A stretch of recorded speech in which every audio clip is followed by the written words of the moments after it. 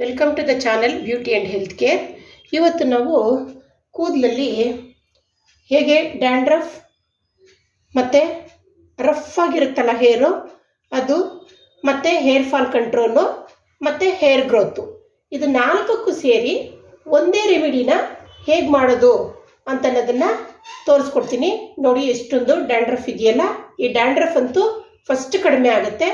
ಮತ್ತು ಈ ರಫ್ ಆಗಿರುತ್ತಲ್ಲ ಹೇರು ಅದೆಲ್ಲ ಸಾಫ್ಟಾಗಿ ಆಗುತ್ತೆ, ಮತ್ತು ಹೇರ್ ಫಾಲ್ ಕಂಟ್ರೋಲ್ ಆಗುತ್ತೆ, ಮತ್ತು ಹೇರ್ ಗ್ರೋತೂ ಆಗುತ್ತೆ. ಅದಕ್ಕೆಲ್ಲ ಹೇಗೆ ಮನೆಯಲ್ಲಿರೋ ವಸ್ತುಗಳಿಂದ ಏನು ಮಾಡ್ಕೋಬೇಕು ರೆಮಿಡಿ ಅಂತ ಅನ್ನೋದನ್ನು ತೋರಿಸ್ಕೊಡ್ತೀನಿ. ನೋಡೋಣ. ಈಗ ಇದಕ್ಕೆ ಬೇಕಾಗಿರೋದು ಕೊಬ್ಬರಿ ಎಣ್ಣೆ. ಇದು ನಾವು ಮನೆಯಲ್ಲೇ ಕೊಬ್ಬರಿನ ಹಾಕಿಸಿ ಒಣಗಿಸಿ ಇದರಿಂದ ಕೊಬ್ಬರಿ ಎಣ್ಣೆ ನಾವು ಮಾಡಿಸಿರೋದು. ಇದು ಕೊಬ್ಬರಿ ಎಣ್ಣೆ ಬೇಕಾಗುತ್ತೆ.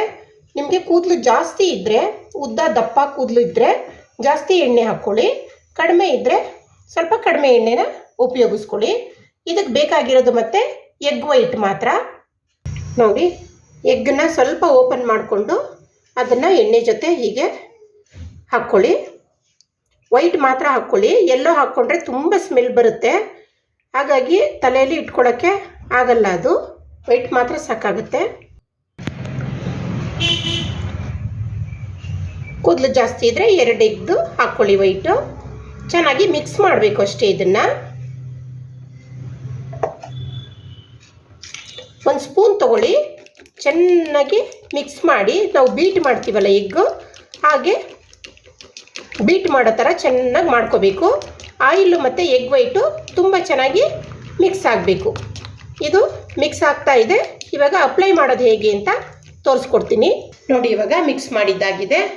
ಈ ರೀತಿ ಒಂದು ಕಾಟನ್ ತೊಗೊಳ್ಳಿ.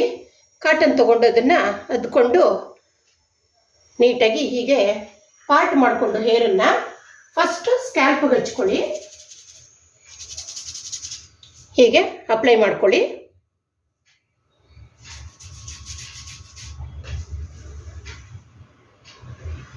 ನೋಡಿ, ಹೀಗೆ ಅಪ್ಲೈ ಮಾಡ್ಕೊಳ್ಳಿ.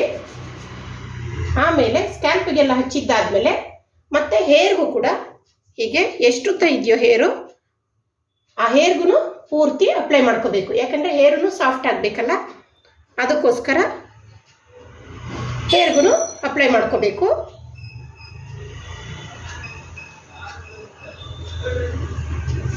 ನೋಡಿ, ಹೇಗೆ ಅಷ್ಟಕ್ಕೂ ಅಪ್ಲೈ ಮಾಡಿಕೊಂಡು ಹೀಗೆ ಬಿಡಿ.